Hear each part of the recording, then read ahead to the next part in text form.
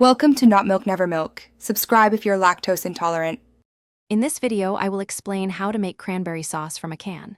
First, grab a 14-ounce can of your favorite cranberry sauce, either whole berry or gelid. Carefully open the can and pour all the contents into a small saucepan. Place the pan over medium heat on your stovetop. Stir the sauce gently and continuously. You'll want to heat it until it just starts to simmer, which usually takes about 5 minutes. This simple step warms it through perfectly.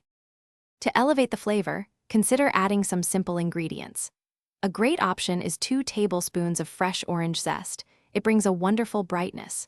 For an extra layer of tanginess, stir in 1/4 cup of orange juice. If you prefer a warmer, spiced profile, try adding 1/2 teaspoon of ground cinnamon or nutmeg. These additions transform basic canned sauce into something special with minimal effort. Mix them in while the sauce is still warm. You can further customize your cranberry sauce to suit any taste. For a delightful textural contrast, stir in 1/4 cup of chopped pecans or walnuts. If you desire a bit more sweetness, 2 tablespoons of maple syrup or honey work wonderfully. Once your sauce is heated and customized, transfer it to a nice serving bowl. It looks fantastic garnished with a few fresh orange slices or a sprig of rosemary. Serve it warm or chilled, depending on your preference. Storing your homemade cranberry sauce is easy.